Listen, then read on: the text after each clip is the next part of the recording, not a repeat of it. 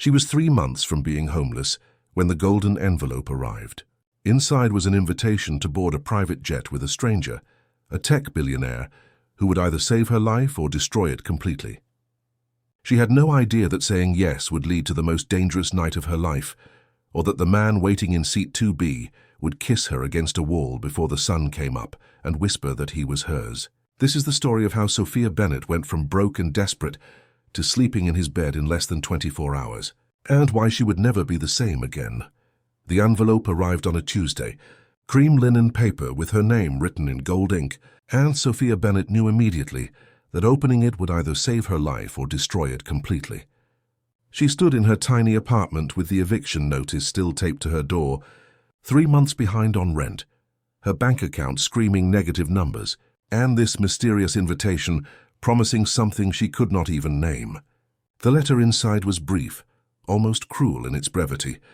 Just one sentence that would change everything. Your presence is requested at an urgent investor meeting. Private jet departs at 6 p.m. Formal attire required. Absolute confidentiality mandatory. No signature, no company name, no explanation. Just an address to a private hangar and the weight of a decision that felt like standing at the edge of a cliff with darkness.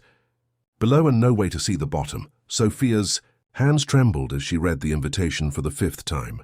Not from cold, but from that deep internal earthquake that happens when your life is about to split in 2 directions, and you know that choosing wrong might be the last choice you ever make. She was not naive.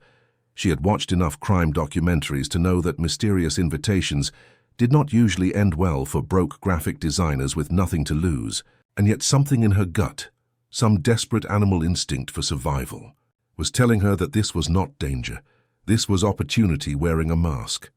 The paper felt expensive between her fingers, the kind of quality that wealthy people probably did not even notice, because everything in their world was this nice, this perfect, this far removed from dollar store notebooks and printer paper bought in bulk. She walked to her bathroom mirror, the same foggy mirror she had been meaning to replace for 2 years, and stared at her reflection, at the dark circles under her eyes that told the story of too many sleepless nights worrying about money, at the way her cheekbones were a little too sharp now from skipping meals, at the expression of someone who had been defeated so many times that hope felt like a foreign language. The clock on her wall ticked toward 3 p.m., and Sophia felt time compressing around her like a fist closing. 3 hours to decide between sanity and insanity, between the known hell of poverty and the unknown territory of whatever this invitation represented. Logic screamed at her that this was a scam, that normal people did not receive mysterious summons, that she should ignore it and go back to her job applications and her ramen dinners and her slow march toward complete financial collapse with her dignity intact. But there was another voice, quieter but more insistent, the voice of desperation mixed with something that might have been intuition or might have been delusion, whispering that sometimes salvation came in strange packages, that sometimes you had to jump without seeing the net, that staying safe was just another way of dying slowly. She thought about her mother who had played it safe her entire life, worked the same job for 30 years, never took risks, never stepped outside the lines, and died at 52 with nothing to show for it except regret and a modest life insurance policy that barely covered the funeral. Sophia made her decision the way all life-changing decisions are really made, not through careful analysis, but through a moment of surrender, a giving up of control, a recognition that she was already falling, and the only question was whether she fell with her eyes open or closed. She pulled out the only black dress she owned from the back of her closet, the one she bought 3 years ago for her cousin's wedding, when she still believed that love and stability were achievable rather than fairy tales people told themselves, and she held it up to the light, checking for stains and wear. The dress still fit, barely, and she paired it with the only heels she owned that were not completely destroyed, and she did her makeup with the drugstore products that were all she could afford, and she looked at herself in the mirror one last time before leaving. The woman staring back at her looked scared and determined in equal measure, looked like someone about to make either the best decision or the worst mistake of her life. And Sophia realized that she could live with either outcome as long as she did not have to live with the regret of not knowing. At 5:32 p.m., Sophia was in an Uber heading toward the private hangar, her heart hammering against her ribs like it was trying to escape her chest, Every instinct she had screaming contradictory messages about danger and opportunity, and the thin line between them. The driver did not ask questions, just nodded when she gave him the address like desperate women in evening gowns, going to mysterious locations were a normal part of his Friday night routine. She clutched her worn leather purse against her stomach, the cheap perfume she had sprayed too much of in a moment of false confidence, now making her slightly nauseous, and she watched the city blur past the window in streaks of orange streetlight and shadow. The thought crossed her mind that she should text someone, let someone know where she was going, leave some kind of trail, in case this turned out to be the setup for a true crime podcast about women who disappeared after answering mysterious invitations. But who would she text? Her best friend, who already thought she was losing her mind with desperation, her father, who had made it clear he had no more money to lend her, the few remaining friends who had slowly drifted away as her life spiraled downward, and she became too depressing to be around. The Uber pulled up to the private. Hanger and Sophia sat frozen in the back seat for a moment, staring at the sleek modern building that looked nothing like the chaotic commercial terminals she was used to, everything about it screaming wealth and exclusivity and a world she had never been part of. The driver cleared his throat politely, and she realized she had been sitting there for almost a full minute, paralyzed by the enormity of what she was about to do, and she forced herself to move, to open the door, to step out onto pavement that somehow felt different from regular pavement, more solid, more real, more expensive. She walked toward the entrance on shaking legs, each step echoing her inadequacy, the click of her cheap heels on marble announcing that she did not belong here, that this was a mistake, that she should turn around. But she did not turn around. She kept walking, kept moving forward toward whatever waited inside, because the only thing more terrifying than the unknown was going back to the known hell she had been living, and at least the unknown offered the possibility of something different, even if that something turned out to be disaster, because disaster was still change, and change was still hope, and hope was the only currency she had left. The interior of the hangar was like stepping into another dimension where noise and chaos did not exist, where everything was designed for maximum efficiency and minimum human contact, just smooth surfaces and soft lighting, and a silence that smelled like leather and money. Sophia felt her heels clicking against polished marble echo in the vast space, each sound announcing her presence, her nervousness, her complete lack of belonging in a place where even the air felt expensive. A man appeared from nowhere, tall and impeccably dressed in a suit that probably cost more than her entire wardrobe, his face professionally neutral in that way that service industry people perfect when dealing with the wealthy, betraying nothing, judging nothing, just efficient courtesy.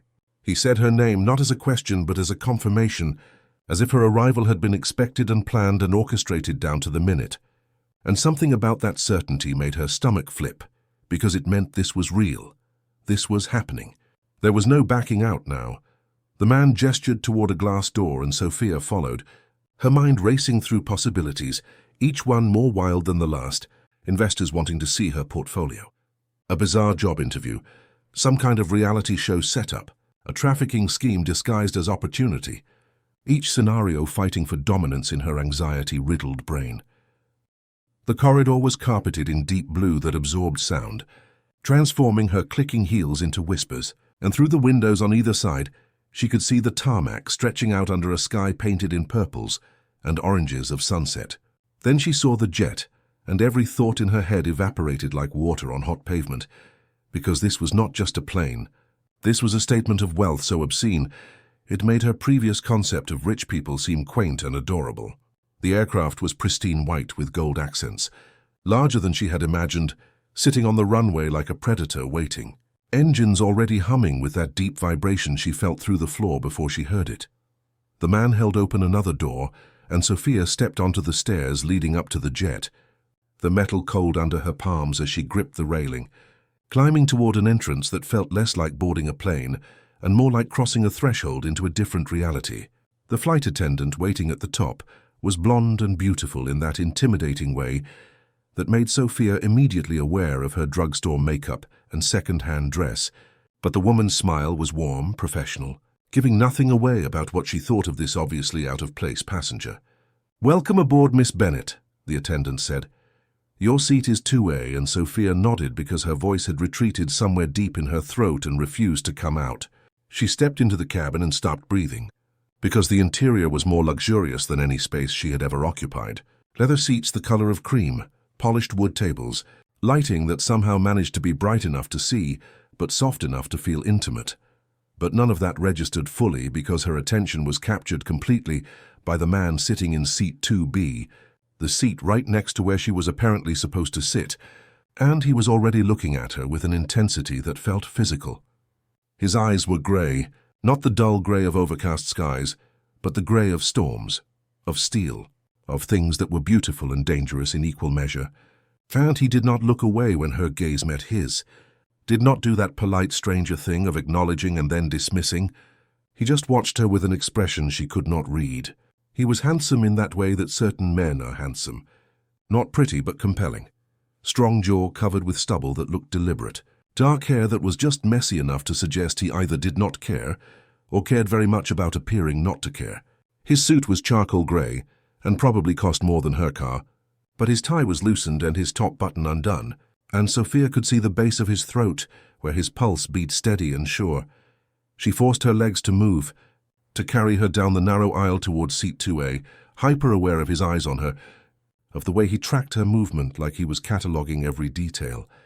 The seat was positioned so close to his that when she sat down their shoulders would almost touch, and the proximity felt deliberate, designed, like whoever had assigned these seats knew something she did not. Sophia settled into the leather that was softer than anything she had ever touched, and she could smell him now. Sandalwood and something citrus, and underneath something indefinably male that made her stomach do things it had no business doing. The flight attendant appeared with champagne in crystal flutes, offering first to the man beside her, then to Sophia.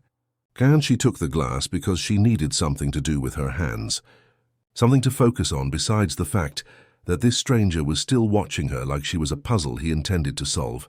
The silence between them stretched and compressed simultaneously, heavy with unasked questions, and Sophia realized that whatever happened next would set the tone for everything that followed, and she had absolutely no idea what to say, first time. The words came from beside her, his voice deep and textured like expensive whiskey, and Sophia turned her head to look at him fully for the first time since sitting down. Up close he was even more unsettling, a thin scar cutting through his left eyebrow that spoke of violence or accidents, or a past that had left physical marks. And his eyes held hers with a patience that suggested he was used to people taking time to respond, used to his presence affecting people, used to being the most interesting thing in any room. "First time what?" Sophia managed to say, hating how her voice sounded smaller than usual, hating that he could probably hear her nervousness, hating that she cared what he heard. "Private jet," he clarified, and something that might have been amusement flickered across his features. Too quick to be sure. Gone before she could analyze it. Yes, Sophia admitted, because lying seemed pointless when everything about her screamed that she did not belong here. From her worn purse to her drugstore makeup, to the way she gripped her champagne flute like it might escape. The man nodded, just a slight incline of his head, and took a sip of his own champagne, his movements economical and precise, like someone who never wasted energy on unnecessary gestures. The pilot's voice crackled through the speakers, announcing their imminent departure, and Sophia felt her stomach drop in anticipation. That mix of excitement and terror that came with flying, with leaving the ground, with trusting that tons of metal could defy gravity through nothing but physics and faith. She buckled her seatbelt with trembling fingers and tried to remember the breathing exercises her therapist had taught her back when she could afford therapy. Back before health insurance became a luxury she could not maintain. The man beside her had not buckled his seatbelt yet, and when the flight attendant came by to check he did so with casual, unhurried movements, like takeoff was a minor inconvenience, rather than a small death of leaving Earth behind. The jet began to move, rolling toward the runway with increasing speed, and Sophia closed her eyes instinctively, her fingers digging into the armrests hard enough that her short nails pressed crescents into the leather. She hated this part, hated the vulnerability of trusting machines and pilots and the laws of physics, hated the moment when the wheels left the ground and you were committed. No going back, just forward into air and hope. The pressure built and built, pushing her back into her seat, and her breathing got faster despite her attempts to control it, shallow and quick like a trapped animal. And she knew she was being ridiculous, but could not stop the panic from rising. Then she felt it, a hand covering hers on the armrest. Large and warm and firm, not gentle but grounding, like an anchor preventing her from flying apart into 1,000 anxious pieces. Her eyes flew open, and he was looking at her. This stranger whose name she did not even know, and he did not say anything. No empty reassurances or meaningless platitudes. Just kept his hand there, solid and real and somehow exactly what she needed. His thumb moved in a small circle against her skin, barely perceptible, a gesture that could have been unconscious, but felt entirely deliberate. And something about that tiny movement cut through her panic like a knife through fog. Sophia found her breathing sinking with his without meaning to, found the terror receding like tide pulling back from shore, found herself able to think again instead of just react. The plane leveled out, and the pressure eased, and he removed his hand slowly, almost reluctantly, and Sophia felt the absence of that touch like losing something she had not known she needed until it was gone. "Thank you," she said, her voice steadier now, and he nodded again. That same economical gesture before turning to look out his window, like what had just happened was nothing, casual, not worth discussing. But Sophia could still feel the ghost of his hand on hers, could still feel the warmth and weight of it, and she realized that something had shifted in those moments of takeoff. Some invisible line had been crossed, some unspoken agreement made between two strangers who had not even exchanged names.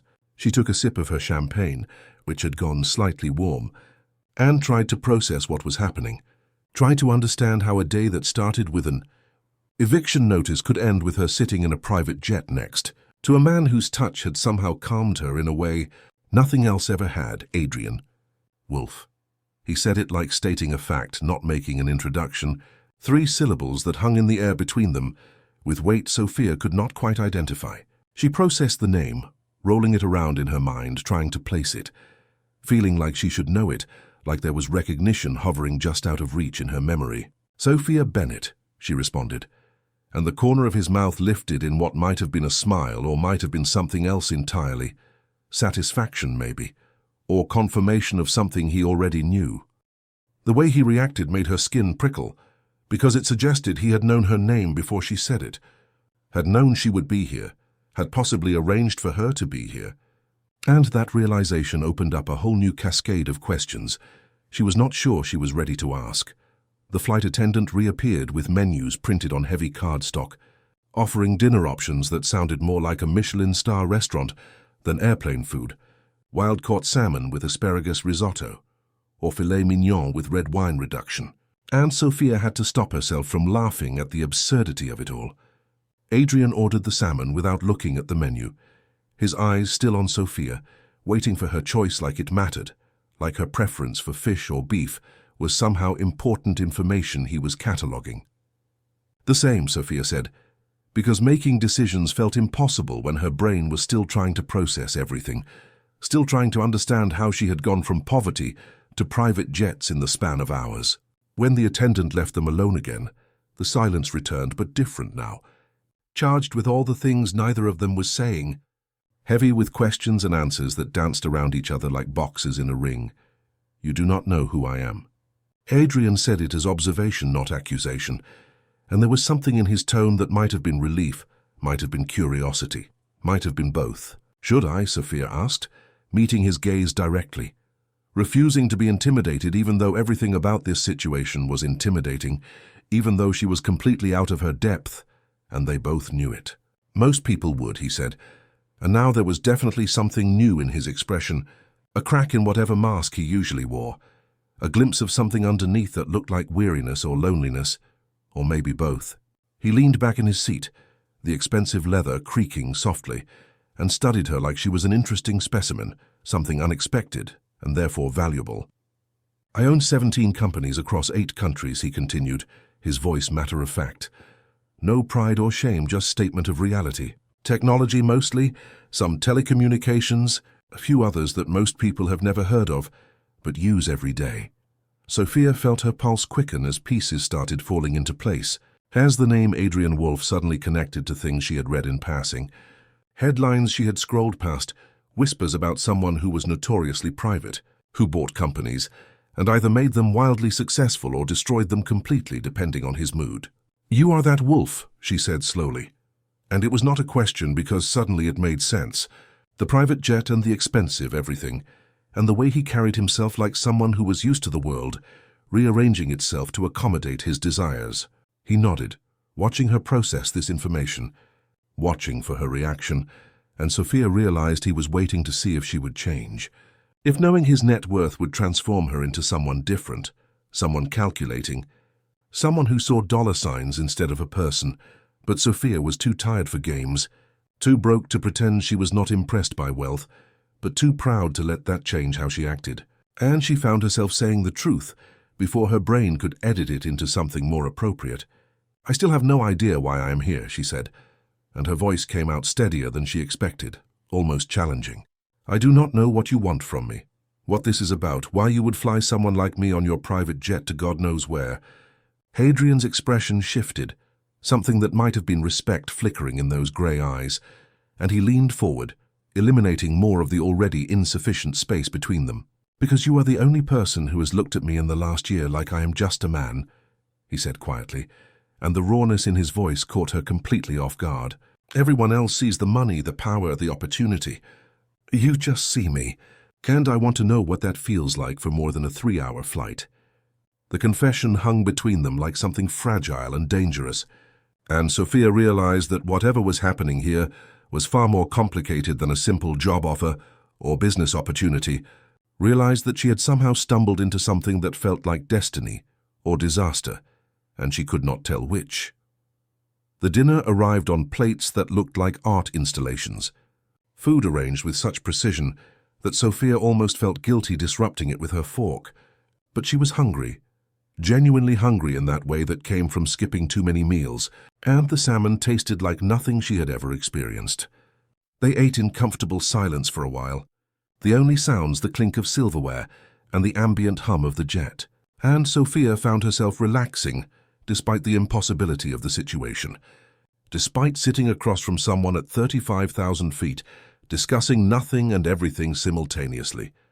Adrian ate with the same efficiency he seemed to bring to everything, movements precise and economical, but between bites he watched her, and she could feel the weight of his attention even when she was not looking at him directly.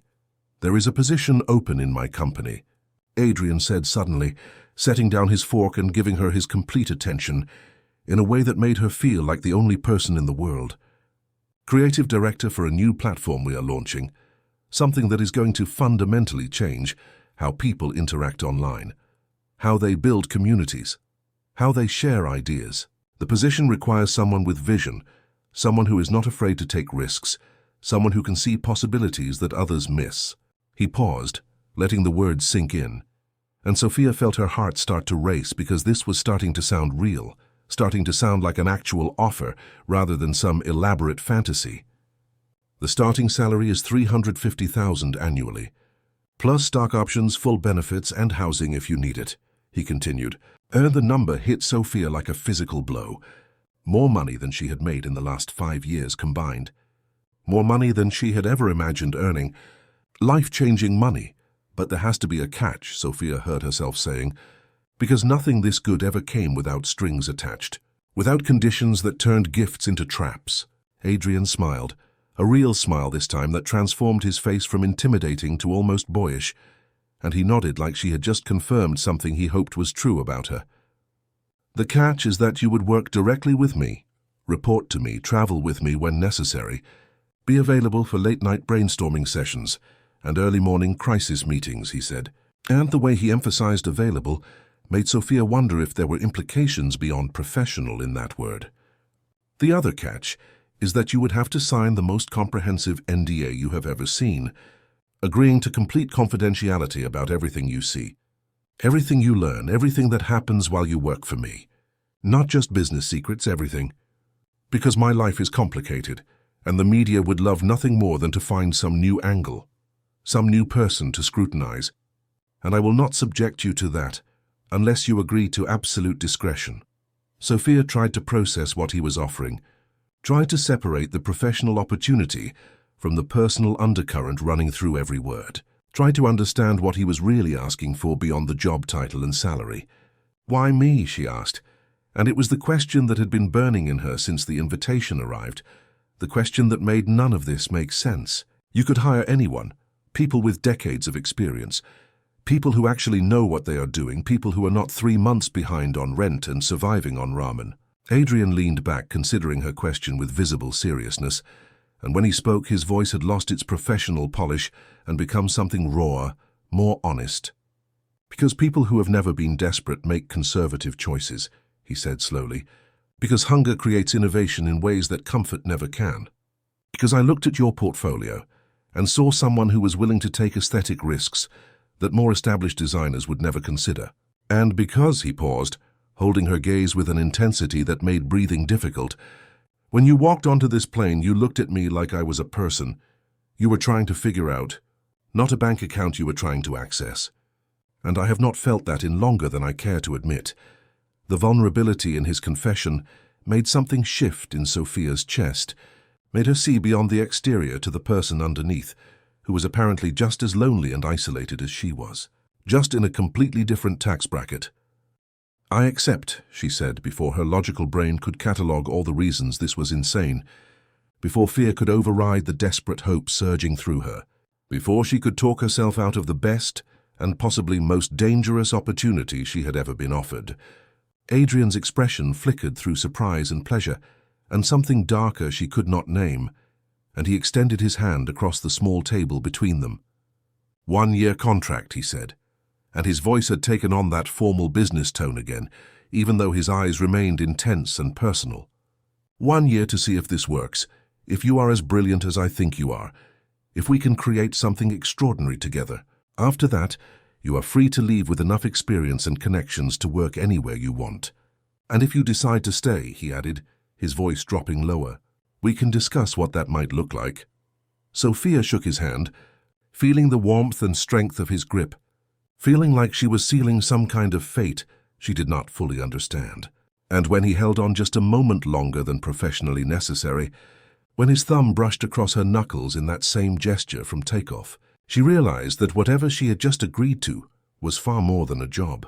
This was the beginning of something that felt like it could either save her or consume her completely, and the terrifying part was that she could not decide which outcome she wanted more. His hand finally released hers, and she felt the absence immediately, felt cold where warmth had been, and she picked up her champagne glass with fingers that trembled just slightly. "To new beginnings," Adrian said, raising his own glass, and his smile held promises and warnings in equal measure. "To new beginnings," Sophia echoed, and as their glasses touched with a crystalline clink, she knew that nothing would ever be the same again, that she had just stepped off a cliff into freefall, and the only question now was whether she would fly or crash. The turbulence hit without warning, a violent shudder that sent Sophia's stomach into her throat and made the champagne slosh dangerously close to the rim of her glass.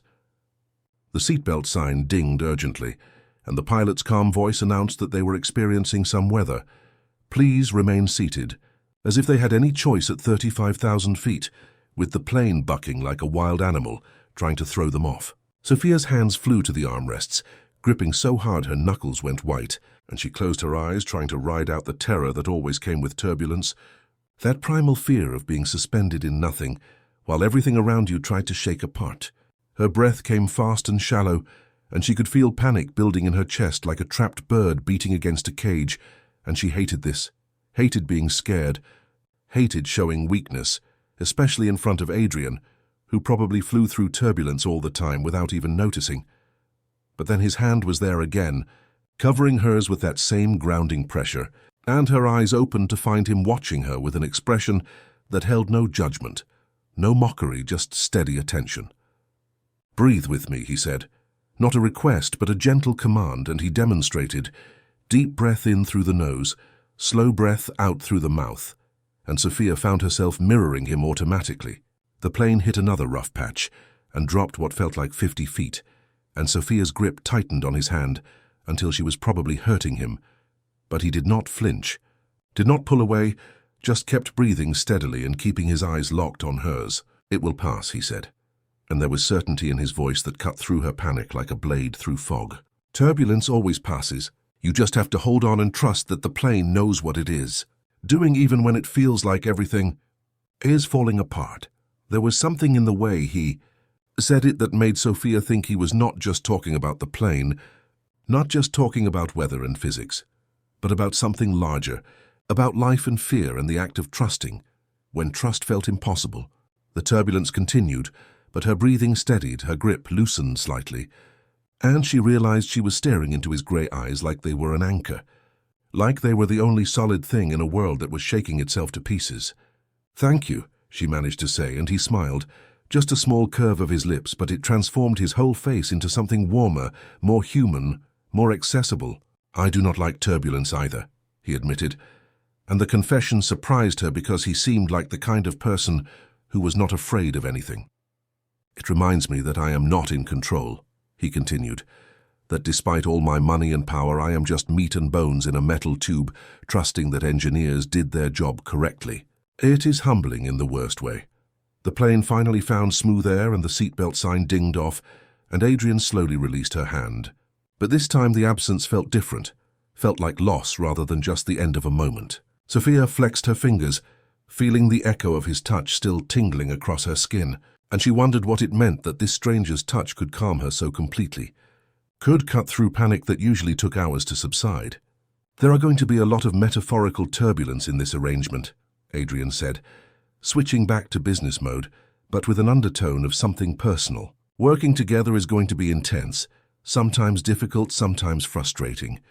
We are going to disagree, probably argue, definitely push each other's buttons. I need to know that you can handle that you will not just quit the first time things get rough." Sophia met his gaze, finding her courage somewhere in the aftermath of fear, finding her voice somewhere between panic and relief. "I have been living through turbulence for the last 3 years," she said, and her voice came out stronger than she expected, almost defiant. "Financial turbulence, career turbulence, the kind of rough air that never seems to end. I did not quit then, and I will not quit now just because things get uncomfortable. If anything," she continued, holding his stare, "I am probably better at handling turbulence than you are, because I have had to learn how to function while everything is falling apart, while you have probably always had safety nets and bailouts." Adrian's expression shifted, something like respect or maybe admiration flickering in those storm-colored eyes, and he leaned forward again, close enough that she could smell his cologne, close enough that if she leaned just a little further, their faces would touch. "Good," he said, and his voice had dropped to something almost intimate, almost dangerous. "Because I have a feeling that what we are about to do is going to be one hell of a ride, and I need someone who is not going to jump out the first time we hit rough air." The words hung between them, loaded with meaning, with promise, with threat, and Sophia realized they were not just talking about work anymore, had maybe never been just talking about work, and the realization made her pulse quicken in a way that had nothing to do with fear and everything to do with anticipation of something she did not have a name for yet. The pilot announced their descent, and Sophia looked out the window to see lights emerging from darkness below, not the familiar grid pattern of a city, but something more scattered, more exclusive, private estates with acres between them, and security that kept the rest of the world at bay. "Where are we?" Sophia asked, realizing she had never actually been told their destination, had just gotten on a plane and trusted that wherever it was going was better than where she had been. "Malibu," Adrian answered. "My home. Well, one of my homes, but the one I actually live in when I am not traveling. You will stay in the guest house tonight, get settled, and we can go over contract details and start work on Monday." The casual way he said it, like having her stay at his house was the most normal thing in the world, made Sophia's head spin. The jet touched down so smoothly she barely felt it, professional pilots making landings seem effortless, and as they taxied toward a private hangar, Sophia tried to mentally prepare herself for whatever came next. She had no clothes except what she was wearing, no toiletries, no idea what staying at his house would even look like, and suddenly all the adrenaline that had been keeping her upright drained away, leaving exhaustion in its wake. Adrian seemed to sense her energy flagging, because he stood and offered his hand to help her up, and when she took it, she felt that same electric connection that had been building all night, that same sense of something inevitable unfolding between them. The flight attendant appeared with Sophia's purse and a warm smile, wishing them a good evening, like she had not just witnessed whatever intense thing had happened between them during the flight. They descended the stairs into warm California night air that smelled like ocean and eucalyptus and money. The kind of air that felt different from regular air, cleaner somehow, less contaminated by normal people problems. A black SUV waited on the tarmac with a driver who nodded respectfully at Adrian and opened doors without being asked. Everything choreographed and efficient in that way that made Sophia realize this was how wealthy people lived, surrounded by invisible staff who anticipated needs before they were expressed. She slid into leather seats that were somehow heated to the perfect temperature, and Adrian climbed in beside her, close enough that their thighs touched, close enough that she could feel his body heat in the cool air-conditioned interior. The drive through his property was like entering another world. Gates that opened automatically, long driveway lined with trees and strategic lighting, everything designed for maximum privacy and beauty. The house appeared around a curve and Sophia actually gasped, could not help it, because calling it a house was like calling the ocean a puddle. It was all glass and steel and impossible angles, lit from within so it glowed against the night sky. Modern architecture taken to an extreme that felt almost aggressive in its luxury. "You live here alone?" Sophia asked, and Adrian nodded, something that might have been embarrassment or sadness crossing his features. "Too much house for one person," he admitted, "but it is also my office, my refuge, the one place I can be completely myself without worrying about cameras or crowds or people wanting things from me." The SUV stopped and Adrian led her not to the main house, but to a smaller structure connected by a covered walkway. Glass and wood, and about the size of Sophia's entire apartment building. "This is the guest house," he said, opening the door with a fingerprint scanner. "Margaret, my house manager, stocked it with everything you should need for tonight, and tomorrow we can get you whatever else you want." The interior was minimalist luxury. A bedroom with a bed that looked like sleeping on clouds, a bathroom with a shower that had 6 shower heads, a small kitchenette, and floor-to-ceiling windows overlooking the ocean that Sophia could hear but not yet see in the darkness. Adrian showed her where everything was, his movements efficient but his voice growing quieter, and when they finally stood facing each other in the living area, the air between them felt heavy with everything they had not said, everything that had been building since takeoff.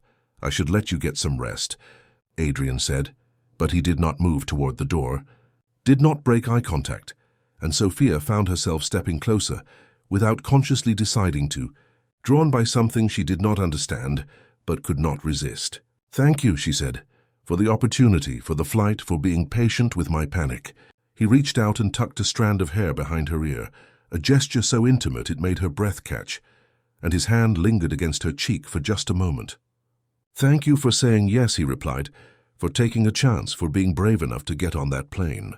There was a moment where they just stood there, inches apart, and Sophia could feel the possibility hanging between them.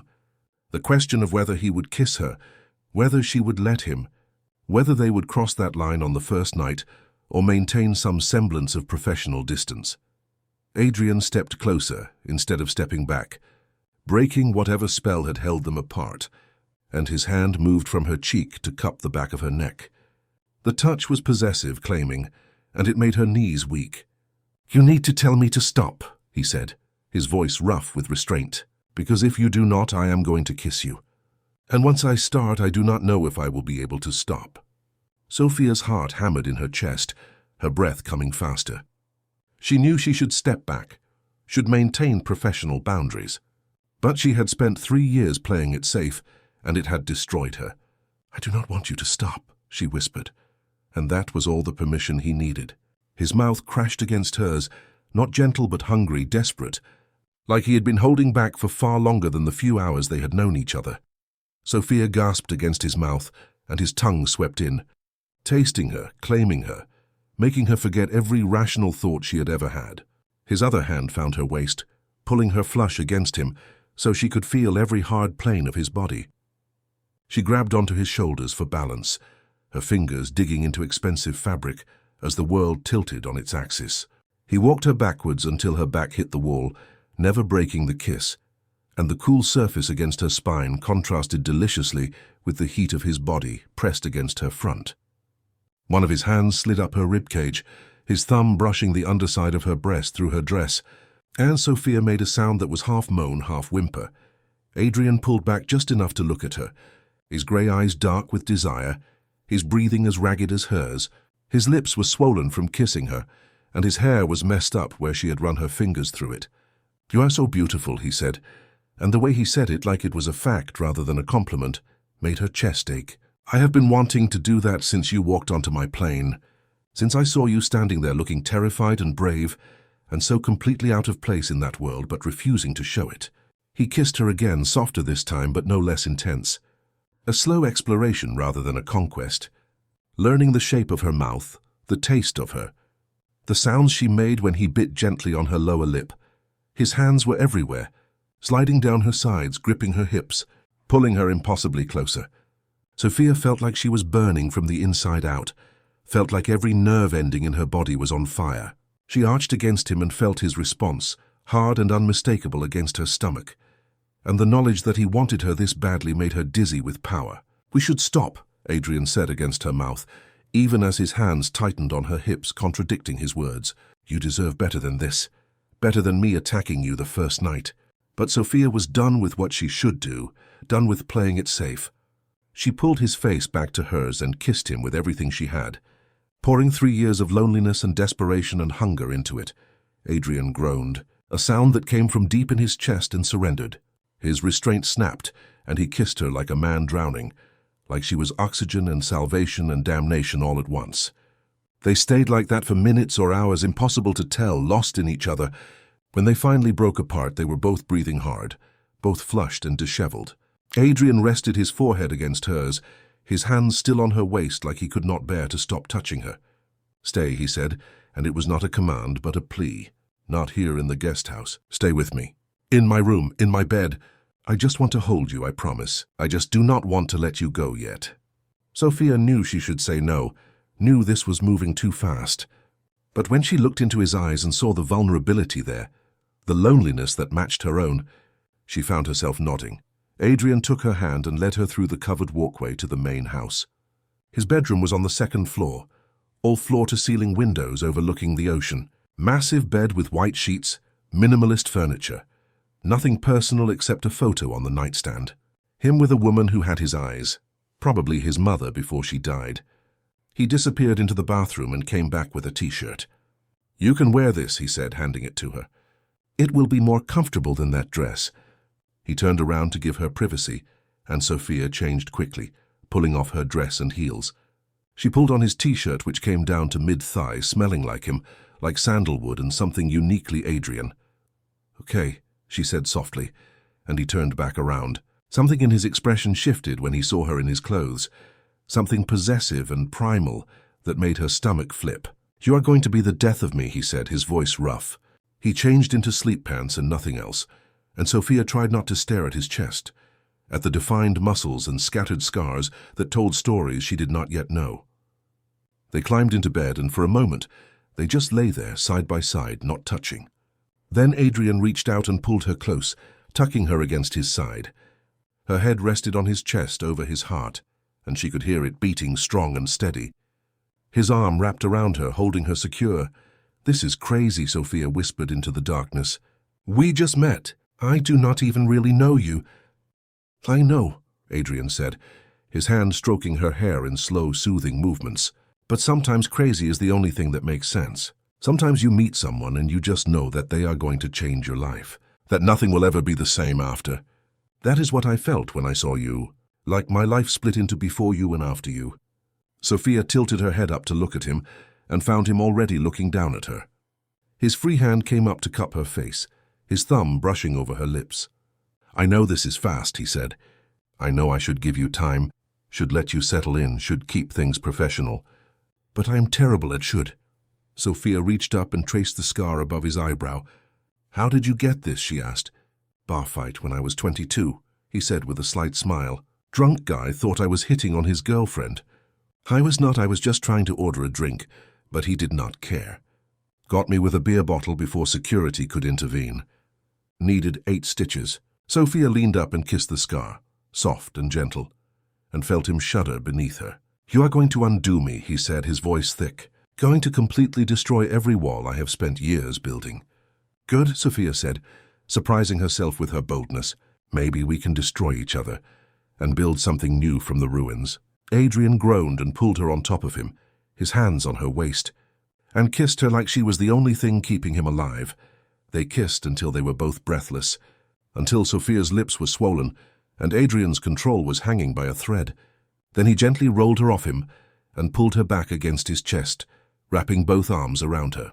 "Sleep," he commanded softly, pressing a kiss to her temple. "Tomorrow we start fresh. Start this properly.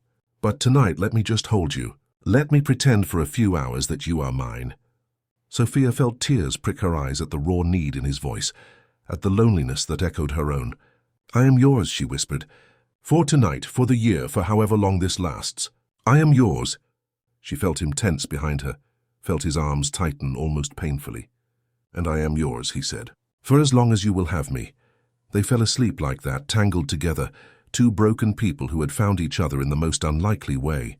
When Sophia woke to sunlight streaming through the windows, she was still wrapped in his arms. His face was relaxed in sleep, looking younger, more vulnerable. She traced his features with her eyes, memorizing him. And when his eyes opened and found hers, the smile that broke across his face was worth every risk she had taken. "Good morning," he said, his voice rough with sleep. His hand came up to tuck her hair behind her ear, a gesture that was already becoming familiar. "Good morning," she replied. And when he leaned down to kiss her, soft and sweet, she knew that whatever happened next, however this ended, it would be worth it. Because for the first time in 3 years she felt alive. Adrian made pancakes for breakfast, standing at the stove in his sleep pants, while Sophia sat at the kitchen island, wrapped in his shirt. They talked about everything and nothing, learning each other. When he handed her coffee exactly how she liked it without asking, she realized he had paid attention to every detail. After breakfast, they went over the contract, signing papers that made this new reality official. Then they walked down to the beach, holding hands like they had been doing it for years.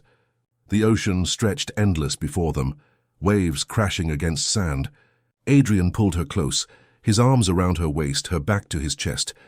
"This is going to be complicated," he said into her hair. "Working together, living in the same space, trying to navigate whatever this is between us. People are going to talk, going to speculate, going to try to tear us apart." Sophia turned in his arms to face him, placing her hands on his chest over his heart. "Then let them talk," she said. "I spent 3 years worrying about what people thought, playing it safe, trying to fit into boxes that were too small for me. I am done with that. I am done with safe." Adrian looked at her like she was something precious, something he was afraid to break but could not bear to let go. "You terrify me," he admitted, "because I want you in a way I have never wanted anything. Not just physically, though God knows I want that. I want your thoughts, your time, your smiles, your anger when I make you mad. I want all of it. And that level of wanting makes me vulnerable in ways I have spent years avoiding." Sophia reached up and cupped his face in her hands. "Then be vulnerable with me," she said. "Let me be vulnerable with you. Let us build something real instead of hiding behind walls." Adrian's arms tightened around her, and he buried his face in her neck. "I do not know how to do this," he confessed. "I do not know how to be in a relationship, how to share my life with someone. I have been alone for so long I have forgotten what it feels like to need someone." "Then we will figure it out together," Sophia said. "Make mistakes together, fall apart together, rebuild together. There is no manual for this, no right way. We just have to be honest and try." Adrian pulled back to look at her, his gray eyes intense. "Promise me something," he said. "Promise me that when this gets hard, when I inevitably screw up or push you away or revert to being the controlling person I was before you will call me on it. You will fight for this. You will not just leave." Sophia felt the weight of what he was asking, understood that beneath the confident exterior was someone who had been left too many times. "I promise," she said. "I will fight for this, for us. But you have to promise me the same thing. When I doubt myself, when imposter syndrome tells me I do not belong here, when I try to sabotage this because I am afraid of losing it, you have to remind me why I am here. You have to fight for us too." "I promise," Adrian said. And then he was kissing her deep and thorough and full of promise. The ocean roared around them, and the sun warmed their skin, and for that moment, standing on the beach in Malibu, with a man she barely knew but somehow understood. Sophia felt something she had not felt in years. Hope. Real, terrifying. Beautiful hope that maybe this was the beginning of something extraordinary. This is just chapter 1 of Sophia and Adrian's story. What happens when his ex shows up at the mansion demanding answers? When Sophia discovers a clause in the contract that changes everything between them. When their first real fight threatens to destroy what they are building. When the boardroom sees their chemistry and rumors start spreading. If you want chapter 2, you need to do 3 things right now. First, hit that subscribe button, because I only post the next chapters for subscribers. Second, like this video so I know you want more. Third, comment more and tell me what you think happens next. Do you think they make it? Do you think someone tries to tear them apart? Comment your predictions below. Chapter 2 drops in 2 days, but only if this video hits 10,000 likes. Sophia is about to face her biggest test yet. Adrian is going to have to choose between his company and the woman who walked onto his plane and changed everything. And what happens in that boardroom meeting will leave you absolutely shocked. Subscribe now or you will miss what happens next. Because what is coming is going to be intense, passionate, and absolutely unforgettable. This story is just beginning, and you do not want to miss a single moment of their journey from strangers to something so much more powerful.